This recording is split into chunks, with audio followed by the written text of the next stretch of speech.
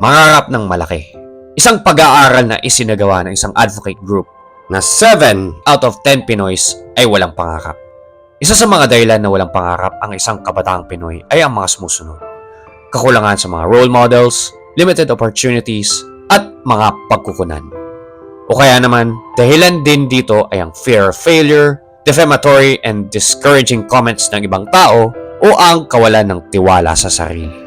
Sa mga dahilan na ito, karamihan sa mga kabataang Pinoy ngayon ay hindi na pinurpursue ang kanilang mga pangarap. In my opinion, ako rin at some point of my life, parang napaniwala ko na parang wala akong pangarap, hindi na ako ulan sa gantong masistay na lang sa certain comfort zone ko. Imposible naman na wala kang magiging pangarap kasi a human, it dreams. Kahit sa pagkabata at pagkatanda, may gusto talaga silang i-achieve within themselves. Hindi pa nila siguro nakikita yung path for them. Or kumbaga may challenge pa sa kanila to realize that may pangarap po sila. Lahat tayong mga tao, may karapatan na mangarap tayo.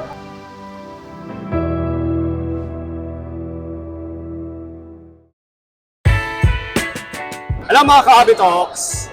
Nandito tayo ngayon sa panibagong episode na kung saan makapanayam natin ang isang munting cosplayer ulit. As usual, itatago na lang natin siya sa palayaw na Fie. Hi Fie! Sorry-ha! Hi everyone! My name is Fie and I am a cosplayer and a Thai enthusiast. Hi Miss Fie! It's good to have you here in this episode. Diba? I'm very happy po kasi this is my first time being featured in a vlog po, especially this is my first interview actually. I'm very excited and quite nervous as well. Thank you, Miss Fie.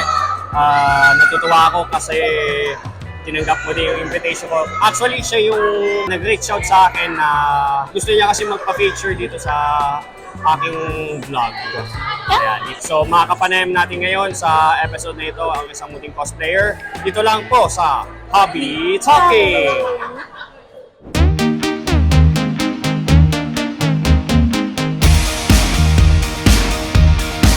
Tatanungin natin si Fie about sa mga interview questions about her hobby. So, Miss Fie, today, sino po yung character na kino-cosplay po nyo ngayon? I'm cosplaying as Sakura Kinomoto from Card Captor Sakura Clear Card. Oh, si Sakura Kinomoto, yung sa clear card. Actually, pareho tayong puti actually. So, actually, wala ako ngayon sa usual na outfit ko ngayon sa aking vlog. Pero instead, na-cosplay ako ngayon, all white. Pero actually, itong kina-cosplay ko is hango siya sa isang anime character tsaka sa TV series character din. Nagsasabi ang ilan na kamukha ko daw si Michael Jackson. Ganon, pangaw si Michael Jackson. Wala tayong masyadong mga cutaways or mga B-rolls dito na ipapakita dito sa episode na ito. So, mostly mga pure talk lang. Ayan, so mga pure talk. Ikwento mo naman sa mga audiences mo about your current fandom na pinopromote mo ngayon. Like on what you said yung sa Thai mainstream media or yung tinatawag mong Y genre. So, ngayon po, ang current pinapromote ko po ngayon na hobby is cosplaying, anime, and Thai enthusiast. So, tinatawag po natin is Y genre po. So, mas pumapatok po siya sa mga youngsters like me, mas patok po siya sa ages na nasa Gen Z po since it's very relatable kasi depende sa plot. At ayun po, doon napapromote po yung pagkaka-open po ng mga youngsters po with the certain topic. So ayun po, may yung mga kagaya ko po ngayon na teenagers, madalas po ma-attend po sila ng mga concerts, fan meets, and nagko-collect din sila ng mga merch, kagaya ng usual other hobbies po. So Thai mainstream media. Yes po. So, alam mo din pala yung mga movies na katulad ng Shutter, yung mga movies sa Netflix na Mga lakorn po. Lakorn yung tawag po na. Alam mo yung Death Whisperer na Oh yes, Pinak. So, yes, yan. So mga Thai mainstream, tapos ano tong tinatawag mong Y genre? Dito po po siya Y genre kasi Yaoyen Yuri po. Dito po pinifeature yung BL and then GL genre po, which is ngayon po yung hot topic ng Thailand ngayon. Kaya marami po silang ngayon, visitors from all over the world. Since may mga friends din po ako na nasa fandom na po ito, nakikita ko po yung exposure po nila po na nakikipag-meet po sila sa mga artists po na yun po and pupunta po sila dito sa Pilipinas. So yun pala. May mga fandom din na sa yaoi genre. Yes po, malaking talaga po siya, malaking fandom po siya po. And if tama po yung ko po, since yung last ko na na-check, around 5 million na yung nasa fandom na yun po all over the world. So, yeah. 5 million. That's a Yes. nice number, ah. Wala pang nakakakilala ng genre pero ang daming fan base. Opo. I see. Mostly kasi po mga Gen Z po yung doon and all over, nag-start kasi po ako being in this fandom around 2021. Na-witness ko talaga po yung growth ng fandom na po ito po. So, kasi po medyo controversial pa siya dati. And ayun, sabi ko, wow, mas mas open na ngayon yung Gen Z about this genre kasi madalas po siya na napuput ng hate po siya. Pero ngayon po mas tiyatanggap na po siya openly. Ayun, so ganun pala. Yung nga, sabi mo nga na you have mentioned na magaling ka rin daw na mag-drawing o gumawa ng mga fanfics or fan arts. So, sa anong community ka ba or fandom ka ba gumagawa ng mga ganitong fan arts or yung mga tinatawag nilang fanfics? Marami pa actually. Ayun naman nasabi ko sa Y genre, sa Thai mainstream, Cardcaptor Sakura, Bang Dream, and then may Love Live din ako na fan arts, which is very, sa akin, all around jack of trades talaga ako. Kasi, hindi talaga sa akin, parang, hindi pa ako contented na isa lang. Gusto ko lahat, kasi gusto ko magkaroon ako ng socialization with other people, na na-explore ko sila, which is very may determined goal na mas makilala ako in, all over that genre po.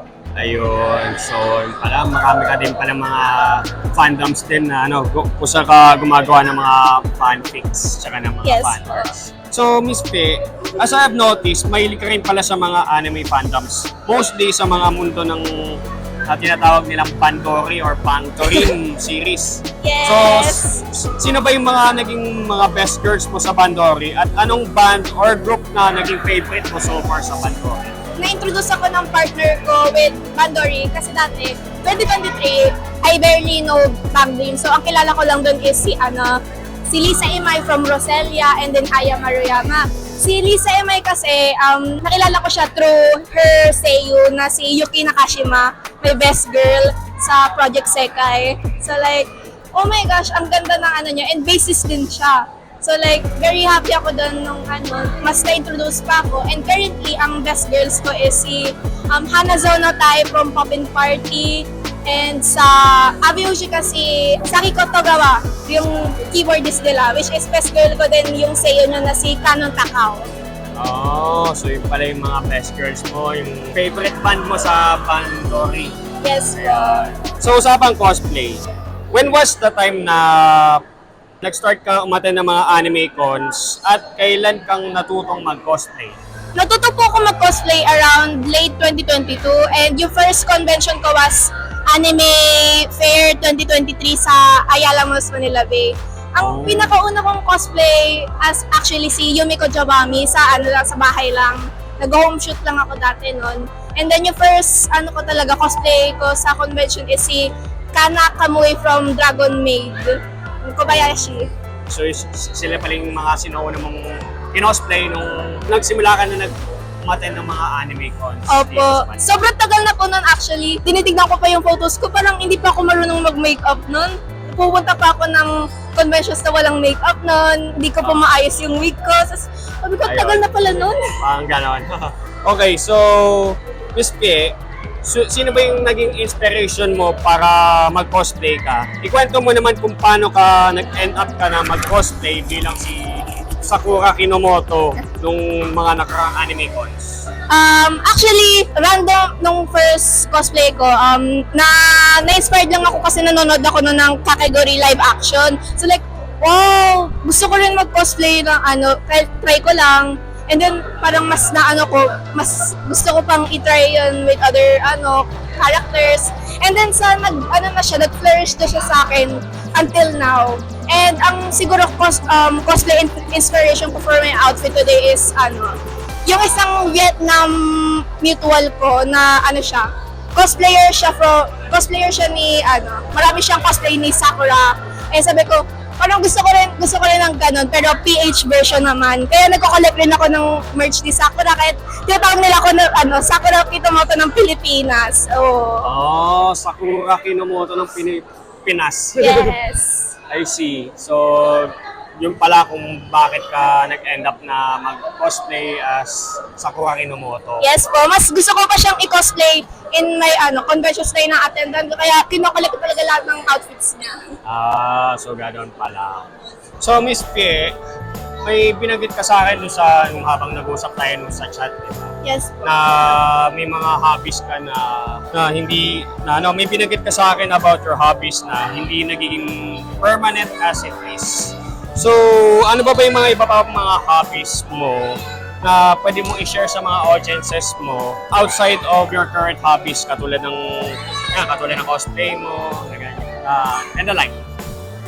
Ayun po, nag-aral din po ako play ng instruments like piano, violin, and marimba kasi hindi na siya tumagal sa akin. Parang hindi ako contented na, parang hindi ako nag-i-improve with that certain hobbies. And binacktrack ko rin yung pagiging idol ko. So like, mostly, pag kumakanta ako, parang na-insecure ako with my voice. But I really like those hobbies, in my opinion.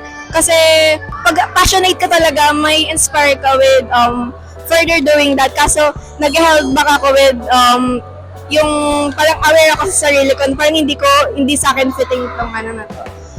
And ayun po. May binanggit ka na you're not good enough.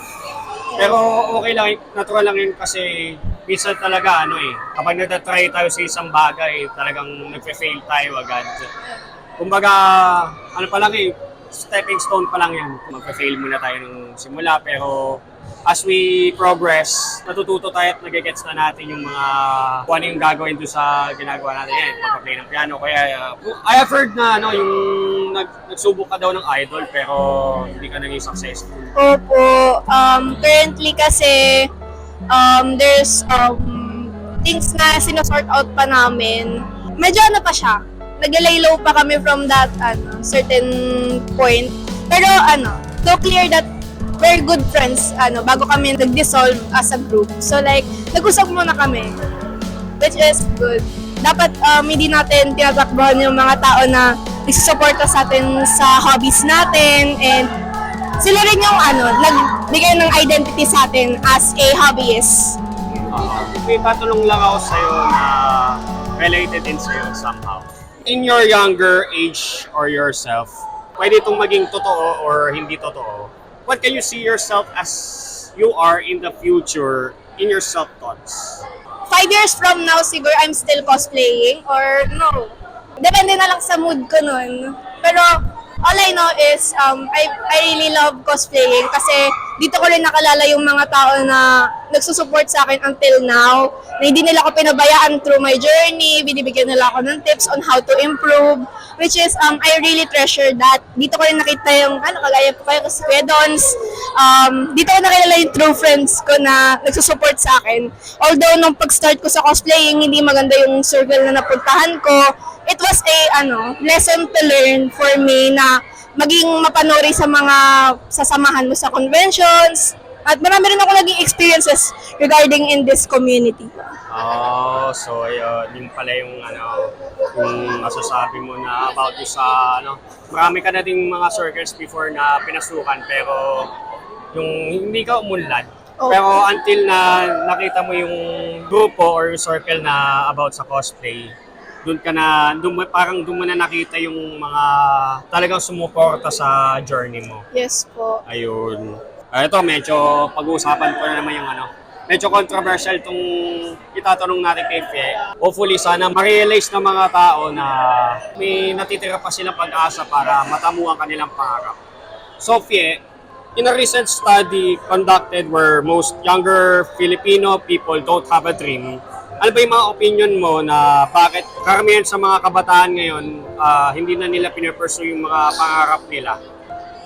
Ayun nga po, in my opinion, ako rin, at some point of my life, parang napaniwala ko na rin na parang wala akong pangarap, hindi na ako ulan sa gantong masastay na lang ako sa certain comfort zone ko. Sabi ko, parang ang pessimist ng na yan. Or rather, it is pessimist talaga. Imposible naman na wala kang magiging pangarap kasi, a human, it dreams. Kahit sa pagkabata at pagkatanda, may gusto talaga silang i-achieve within themselves. So, para sa akin, hindi pa nila siguro nakikita yung path for them. Or kumbaga may challenge pa sa kanila to realize that may pangarap po sila. And para sa akin po, dapat lang i-lay low nila kung siguro na-feeling nila na pressured sila kasi maraming factors po yan po eh. It really depends on the situation of a person po. So like, naniniwala naman po ko na there's good times for everyone po. Mag-aantay lang tayo ng mabuti. So, masasabi ko lang na everyone has a right to dream. Lahat tayong mga tao, may karapatan na mangarap tayo. Kung ano yung pangarap natin sa buhay, may karapatan tayo para matupad yun. So, ang masasabi ko lang is, I have to help other people out and to make their dreams come true. So, kumbaga, nagtutulungan lang tayo dito. Yes, well. So, parang masasabi kong ako yung kandila na nag-iilaw doon sa kandila na wala nang ilaw yung kandila nila. So yung ibig sabihin na parang nagtutulungan tayo para ma-achieve yung dreams natin. So yan ang advocacy ng aking content dito sa Hobby Talking. So mga katulad ni Fie, tinutulungan ko sila para ma-achieve nila yung mga pangarap nila sa buhay. At mga katulad ni Fie, ma-inspire din yung mga ibang tao na may pag-asa pa sila para ma-realize kung ano yung mga pangarap nila sa buhay. Kumbaga, hobby is a passion. So, hindi lang kasi mag-earn to ng pera, kundi honor, recognition, awards, tsaka mga lifetime achievement. So, Miss Fe, I believe in your dreams na may irarating pa yung pagko-cosplay mo. So, pagbutihin mo lang, you can soar up higher and be the best that you can be. Thank you po. And very thankful po kay Kuya Dons kasi mas napapursue ko pa na i-open yung hobby ko with other people, makipag-interact pa ako, which is a great advocacy po para sa community natin. Ayun. So, hopefully, may mga natutunan po kayo dito sa episode na ito. And maraming pong salamat, Fie, Thank you po. dahil na-feature kita ngayon dito sa episode na ito. Yay! And may gusto ka bang batihin? Gusto ko babatiin yung mga friends ko. Hi everyone, this is Fie. And na-feature na ako, mama, nasa TV na ako. I'm very happy po kasi this is my first time and sabi ko kinakabahan ako nung mga kung paano ko sasagutin. And ngayon parang sabi ko, chill lang, yun lang. Ayun. So, once again, thank you so much. And para sa akin naman, marami pa sana pa akong ma-feature na mga tao na may kakaibang hobby or mga talents na pwede kong i-feature dito sa Hobby Talking. So, to wrap it up, ang advocacy ng Hobby Talking is to help people out in order to make their own dreams come true. It is a fact that I am a candle that lights up and another candle that is already dimming or losing its light. I'm your navigator in Redons at ito lang masasabi ko, lahat ng mga hobbies natin ay may sariling kwento. So tatanungin kita, what is the story of your hobby? This is Hobby Talking! Bye-bye! Don't forget to like, follow, and subscribe.